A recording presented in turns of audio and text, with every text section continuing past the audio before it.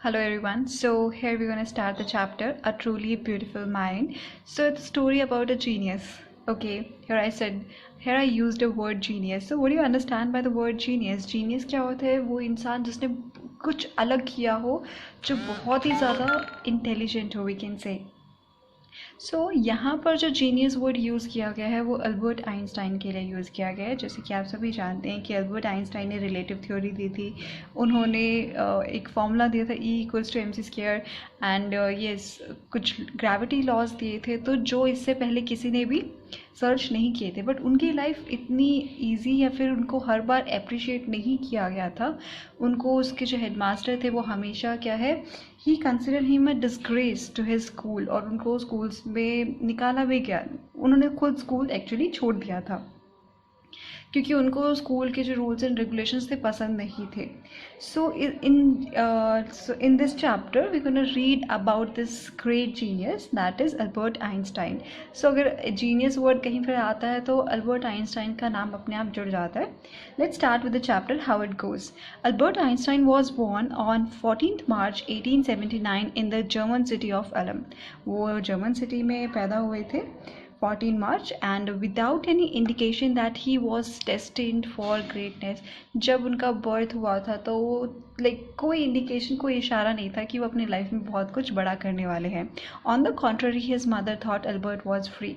इसके अलावा उनकी जो मदर थी वो सोचती थी कि अल्बर्ट है वो बाकी बच्चों से अलग है, he is not as normal as other children's.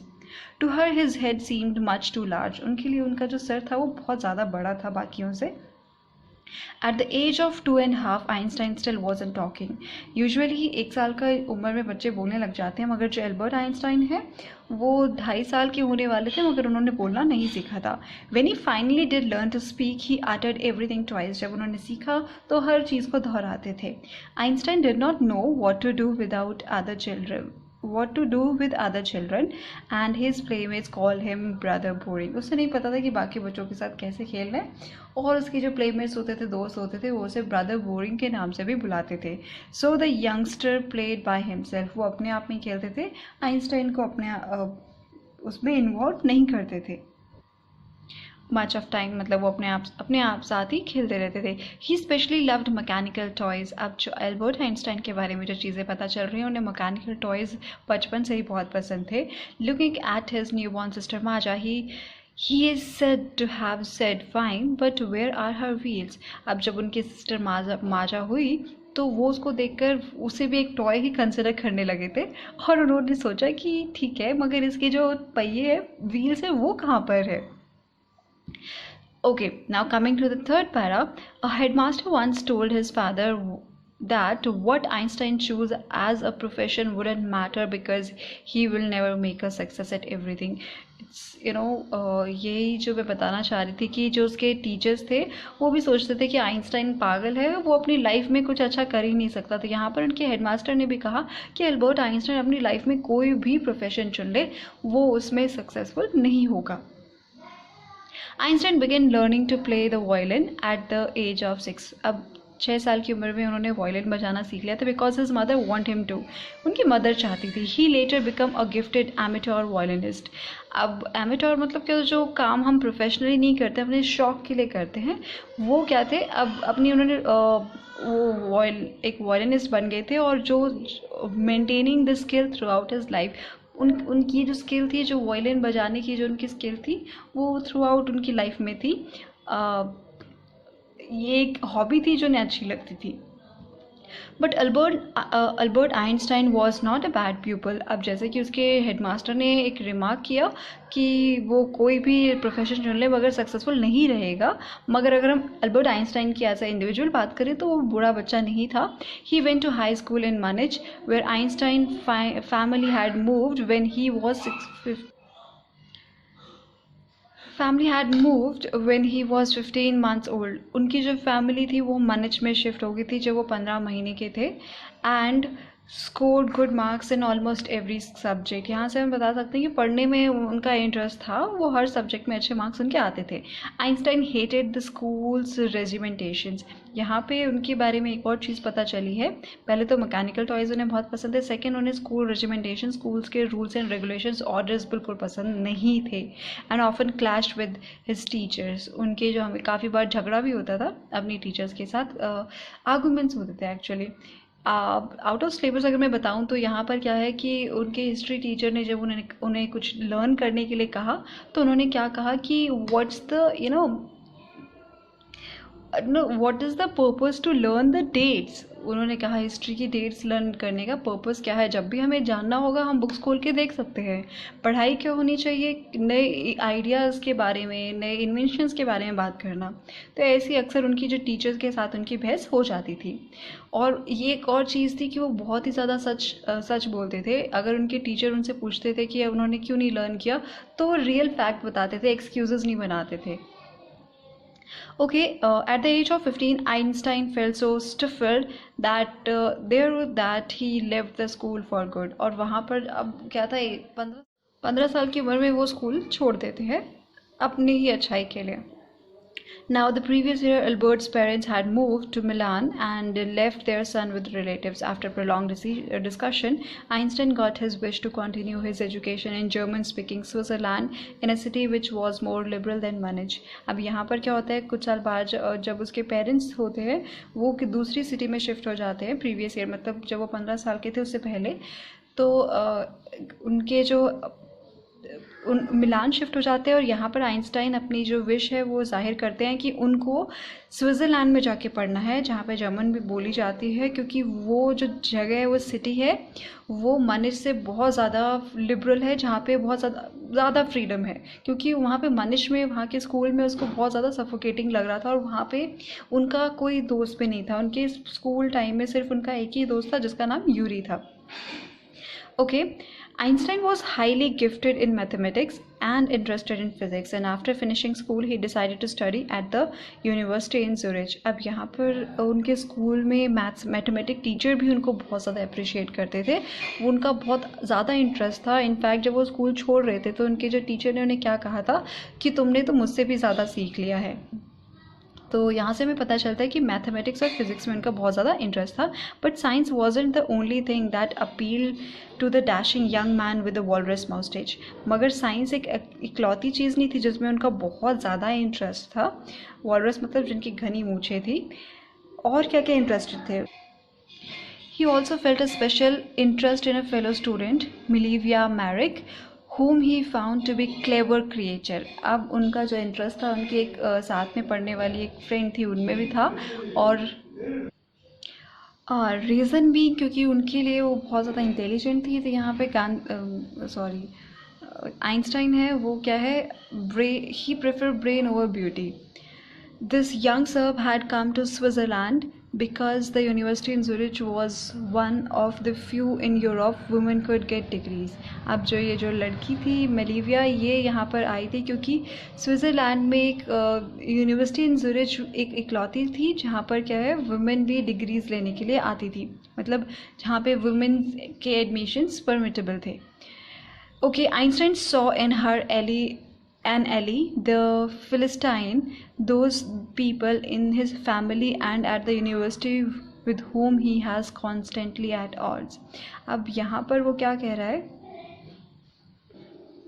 कि उनकी जो ये फ्रेंड थी मिलीविया, इनको भी वो लोग पसंद नहीं थे। एले मतलब वो उनके इस चीज़ में साथ थी कि जो लोग कल्चर एंड आर्ट को सपोर्ट नहीं करते थे वो उन्हें पसंद नहीं थे। जैसे कि अल्बर्ट आइंस्टाइन, इनके भी उन लोगों से कम बनती थी जिनको आर्ट एंड कल्चर में इंटरेस्ट नहीं था। ओके, फिलिस्टाइन का मतलब यही होता है those who are indifferent to art and culture, जिनको क्या है आर्ट एंड कल्चर में ज़्यादा इंटरेस्ट ना हो। Okay, so the couple fell in love. Finally they fell in love. Letters survive in which they put their affection into words. Finally letters exchange हुए थे जिसमें उन्होंने अपनी फीलिंग्स लिखी, mixing science with tenderness. Tenderness मतलब kindness, love, love. अब यहाँ पर उनके जो लेटर्स थे उन्होंने उसमें भी क्या है साइंस की फॉर्म में उसको लिखा था। जैसे कि एक यहाँ पे दे रखा है कि अल्बर्ट आइंस्टाइन ने क्या लिखा। How happy and proud I shall be when we both have brought our work on relativity to a victorious conclusion.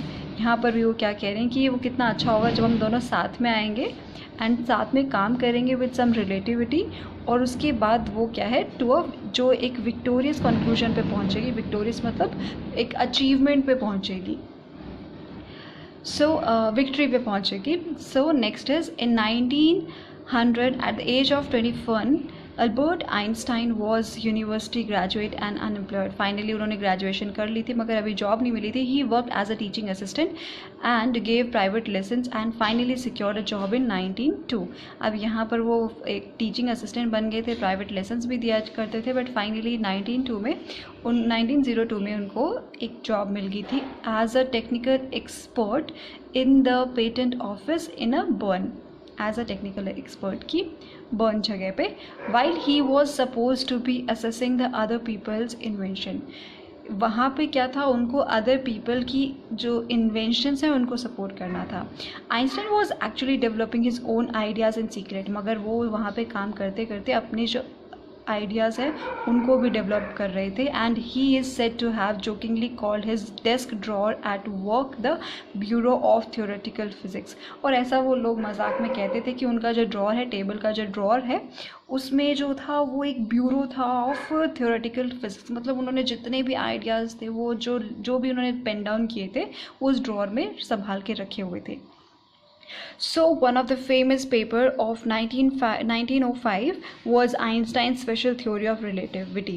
Finally 1905 में उन्होंने अपना एक पेपर था वो उन्होंने पब्लिश हुआ था और जो कि रिलेटिविटी पे था. According to which time and distance are not absolute. उन्होंने क्या कहा कि टाइम और डिस्टेंस की अगर हम बात करें तो वो एकदम सेम नहीं होंगे. Indeed two perfectly accurate clock will not continue to show the same time if they come together again after a journey if one of them has been moving very fast relative to other. अब यहाँ पर उन्होंने क्या कहा कि अगर एक watch में अगर हम टाइम डालते हैं, दोनों में सेम टाइम डालते हैं और उसके बाद क्या है वो कुछ डिस्टेंस ट्रैवल करते हैं, एक ने नॉर्मल स्पीड से किया, एक ने बहुत स्पीड से किया है वो डिस्टेंस ट्रैवल, तो उन दोनों घड़ियों का टाइम क्या है, सेम नहीं होगा.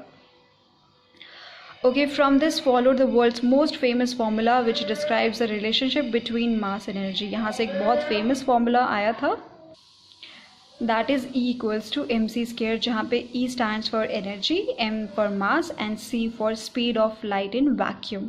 Okay, यहाँ पे उन्होंने एक चीज़ भी कही है रिलेटिविटी को समझाने के लिए. अल्बर्ट आइंस्टाइन ने कहा था when you sit with a nice girl for 2 hours it seems like 2 minutes, and when you sit on a hot stove for 2 minutes it seems like 2 hours. यहाँ पे that's relativity. उन्होंने क्या कहा कि अगर आप एक अच्छे इंसान की कंपनी में हो, आप उनसे बात कर रहे हो तो 2 घंटे भी 2 मिनट के तरह लगते हैं. और अगर एक जैसे कि अगर हम हॉट स्टोव मतलब थोड़ा सा भी हमारी बॉडी को हर्ट हो गया है तो वो हमें काफ़ी घंटों तक पेन हमें याद रहता है. तो ये उन्होंने एक रिलेटिविटी के लिए एग्जाम्पल दिया था. Okay, while Einstein was solving the most difficult problems in physics, his private life was unraveling. यहाँ पे जब वो फिज़िक्स मतलब अपनी जो करियर में बहुत ज़्यादा घुसे हुए थे तो उनकी जो खुद की प्राइवेट लाइफ थी, मैरिड लाइफ थी, वो काफ़ी ख़राब चल रही थी. Albert had wanted to marry Mileva right after finishing his studies but his mother was against it. वो अपनी पढ़ाई ख़त्म करते ही उनकी जो फेलो मेट थी उन मिलीविया उससे शादी करना चाहते थे और उनकी मदर अगेंस्ट थी. She thought Mileva who was 3 years older than her son was too old for him. उन्होंने क्योंकि मिलीविया उनसे 3 साल बड़ी थी. उन्हें लगता था कि ये सही नहीं है कि वो अपने से बड़ी उम्र की लड़की से शादी करे. She was also bothered by her Mileva's intelligence. अब यहाँ पे कंसिडर किया जाता था कि जो वुमेन है वो घर के काम काज संभाले तो ज़्यादा अच्छा है, तो वो पढ़ाई में भी उनसे इंटेलिजेंट थी तो वो भी उसकी मदर को बॉदर कर रहा था. She is yes, book like you, his mother said. Einstein put the wedding off. और उन्होंने क्या कहा कि वो तो तुम्हारी तरह ही है पढ़ाकू. पर आइंस्टाइन ने फाइनली उनसे शादी कर ली. The pair finally married in January 1903 and had 2 sons. उनके 2 बच्चे भी थे, but A few years later, the marriage flattered. Olivia, meanwhile, was losing her intellectual ambitions and becoming an unhappy housewife. अब कुछ साल बाद ही उनकी जो लाइफ है, मैरिड लाइफ है, वो ख़राब चलने लगी थी. मिलीविया को भी अब वो जो अनहैप्पी थी वो अपनी मैरिड लाइफ में. And after 2 years of constant fighting, the couple finally divorced in 1919. अब फाइनली काफ़ी साल उनकी जो फाइटिंग चलती रही थी, जिसकी वजह से उन्होंने फाइनली डिवोर्स ले लिया था. Einstein married his cousin Elsa the same year, और उसी साल उन्होंने आइंस्टाइन ने अपनी कज़न एल्सा से शादी कर ली थी. एल्सा भी उनके लिए बहुत ज़्यादा सपोर्टिंग रही उनकी लाइफ में, जो उनको बहुत ज़्यादा सपोर्ट करती थी. Einstein's a new personal chapter coincide with his rise to the world fame. अब जिनका नया चैप्टर है वो क्या है, अब उस टाइम पे वो पूरा वर्ल्ड फेमस हो गए थे. In 1915 he had published his general theory of relativity which provide a new interpretation of gravity. उन्होंने फाइनली अपने जो थ्योरी है रिलेटिविटी की वो पब्लिश हो चुकी थी उनकी, जहाँ पर उन्होंने ग्रेविटी के बारे में नई चीज़ें बताई थी. An eclipse of the sun in 1990 brought the proof that it was accurate. और जब एक सूर्य ग्रहण हुआ था तो उस टाइम प्रूव हो गया था कि जो भी उन्होंने रिलेटिविटी थ्योरी बताई थी वो एकदम एक्यूरेट थी, सही थी. Einstein had correctly calculated in advance the extent to which the light from fixed star would be deflected through the sun's gravitational field. अब यहाँ पे उन्होंने ये भी एकदम करेक्टली कैलकुलेट कर लिया था कि जब सूरज की जो लाइट होगी उसमें स्टार की जो लाइट है डिफ्लेक्ट होकर कितनी उसकी जो लाइट है आएगी सूरज की ग्रेविटेशनल फील्ड को पार करते हुए. तो ये उन्होंने बहुत एक्यूरेटली बता दिया था. The newspaper proclaim that his work as a scientific revolution.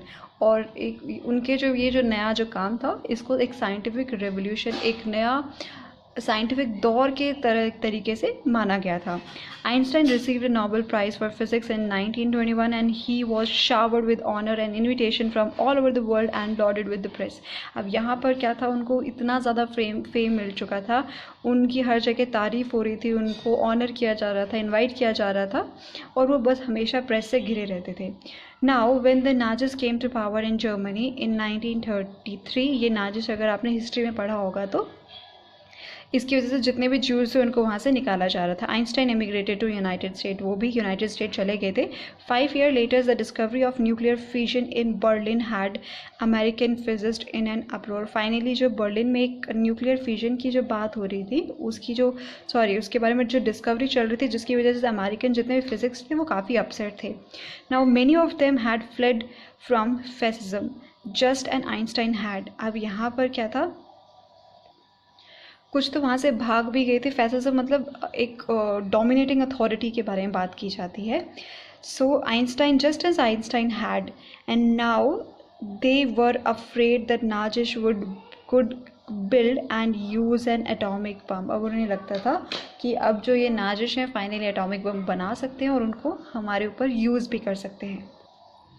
At the urging of a colleague, Einstein wrote a letter to American President Franklin D. Roosevelt on 2nd August 1939 in which he warned a single bomb of this type explode in a pot might very well destroy the whole pot together with some of the surrounding territories. यहाँ पे अब क्या है, finally एक colleague के कहने पर उन्होंने एक लेटर लिखा अमेरिकन प्रेसिडेंट को, कहा कि अगर इस तरह का एक सिंगल बॉम्ब भी अगर एक्सप्लोड हुआ तो उसकी वजह से पूरा का पूरा जो पोर्ट है, जो एक शहर है, वो पूरा का पूरा बर्बाद हो जाएगा. इनफैक्ट जो उसके आसपास के जो इलाके हैं वो भी ख़राब हो जाएंगे. His words did not fail to have an effect. American developed the atomic bomb in a secret project of their own. और उसके जो वर्ड थे वो खाली नहीं गए. अमेरिकन प्रेसिडेंट ने इसको सीरियसली लिया और उन्होंने सीक्रेटली ये जो है न्यूक्लियर बॉम्ब बनाया, एटॉमिक बॉम्ब, एंड उसको फाइनली क्या किया, and dropped it on the Japanese city of Hiroshima and Nagasaki in August 1945. इसके बारे में आपको सभी को पता होगा. अब अमेरिका ने वो जो एटॉमिक बॉम्ब है वो जापान के हिरोशिमा और नागासाकी सिटी में, और जिसकी वजह से अगर आपको पता होगा इतना उसका इम्पैक्ट इतना था कि लोग भाप बन के उड़ गए थे. तो ये बहुत ज़्यादा it's actually harmful for the humanity.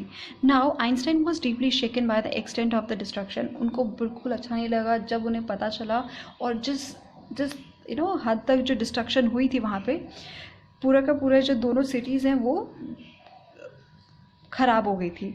So this time he wrote a public missive to the United Nation. Finally उन्होंने क्या है एक सभी यूनाइटेड नेशन को उसको भेजा एक letter. It is the it in it he propose the formation of the world government. यहाँ पे उन्होंने कहा कि एक वर्ल्ड गवर्नमेंट बनानी चाहिए ताकि लोगों की जो सभी के जो कुछ लोग हैं वो मिलकर एक डिसीजन ले।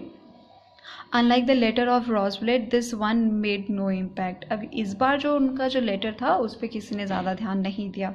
But over the next decade Einstein got even more involve in politics. मगर अगले 10 सालों में वो बहुत ज़्यादा पॉलिटिक्स में इन्वॉल्व हो चुके थे।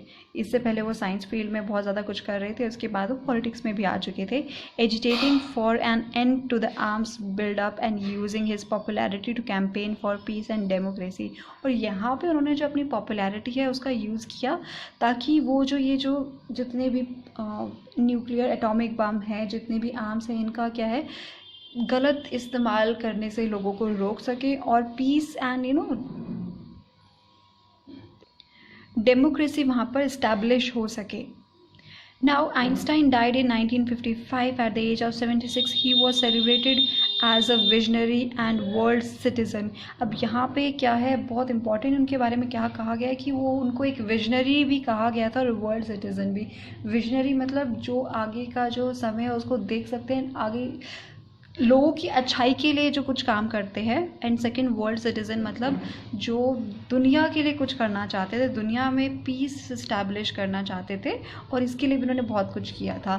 As much as a scientific genius, जितने वो साइंटिफिक जीनियस थे उसके अलावा वो एक वर्ल्ड सिटीज़न भी थे, लोगों के लिए सोचते थे, लोगों के लिए काम करना चाहते थे। So this is all about Einstein, उनके स्कूल लाइफ, उनकी मैरिड लाइफ एंड देन उनकी जो प्रोफेशनल लाइफ के बारे में हमें इससे पता चला। और लास्ट में हमें पता चला कि वो पॉलिटिक्स में भी कैसे इन्वॉल्व हुए थे और कैसे उन्होंने क्या है लोगों के लिए इतना सारा काम किया था। I hope you get the story. Still if you face any problem you can ask me. Thank you. Have a good day.